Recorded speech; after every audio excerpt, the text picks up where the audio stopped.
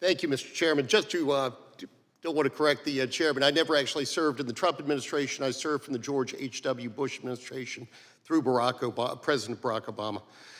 Chairman McClintock, Ranking Member Jayapal, and members of the subcommittee, thank you for inviting me here today. The topic is timely, as we are in the midst of an unprecedented border crisis. Every month, tens of thousands are apprehended at the southwest border, even while more than 43,000 others without visas schedule appointments at the border ports. The vast majority are released, which, as a federal judge found last March, is driving the border crisis.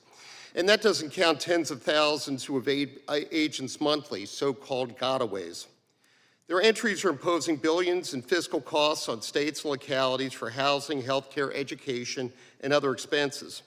And as the 2024 DHS Homeland Security Threat Assessment has explained, this crisis has created a vulnerability, quote, terrorists and criminal actors may exploit, close quote. The Constitution and the Immigration and Nationality Act provide the President with numerous and sufficient authorities to bring security to the border, which I discussed at length in my written testimony. Key, however, is detention, which has been mandated for aliens at the ports since 1903 and for unlawful entrants since 1996.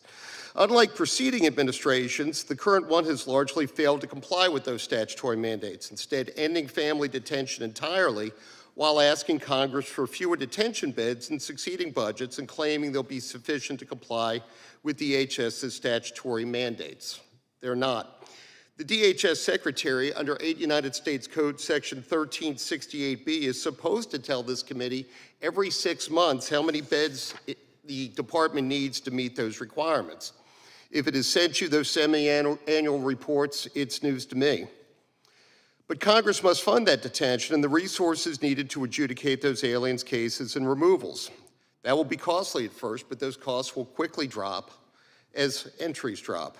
As long as illegal entrants know they'll be released to live and work here indefinitely pending the adjudication of their asylum claims, they'll continue to come.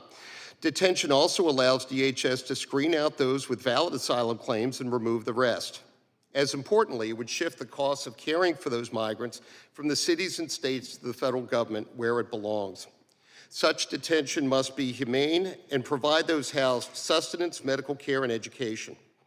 As a judge, I had jurisdiction over a family center that exceeded all of those standards. A 2015 district court order in Flores versus Lynch, however, prevents DHS from housing families for more than 20 days. I respectfully disagree with the conclusions therein. In 2019, a federal bipartisan panel concluded that the children in those families are traumatized by the illegal journey here, and that parents and children alike are particularly vulnerable to criminal predation. The panel found that Flores had exacerbated the pull factors drawing those migrants to this country and called on Congress to reverse it by legislation. Failing that, it asked DHS to issue regulations replacing that order and allowing for family migrant detention. The last administration did so, only to have those regulations enjoined. The incoming Biden administration failed to seek Supreme Court review and has also failed to issue regulations of its own. More than 1.8 million family aliens have been apprehended at the southwest border since February 2021. The administration can also use diplomacy to encourage its regional partners to secure their own borders, which would deter new arrivals from abroad. The U.S. accounts for 25% of global GDP and is Mexico's most important trading partner. Reports suggest that the Biden administration has used its diplomatic power to encourage greater enforcement in that country, but more can be done. Last May, the administration did attempt to restrict asylum for aliens entering illegally, and until recently was fighting court challenges against it. Last month, however, DOJ asked the courts to pause those cases pending settlement negotiations. I commend to you the February 21 order in one of those cases, East Bay Sanctuary Covenant versus Biden, and in particular the dissent by Judge Lawrence Van Dyke. I take no position on the claims that Judge Van Dyke makes, but in any event, it's incumbent on DOJ and DHS to coordinate any administrative action securing the border to ensure challenges will be litigated forcefully into a conclusion. In September 1994, Barbara Jordan, former member of this committee and chairman of the U.S. Committee on Immigration Reform, appeared before this subcommittee and warned that, quote, if we cannot control illegal immigration, we cannot sustain our national interest in legal immigration.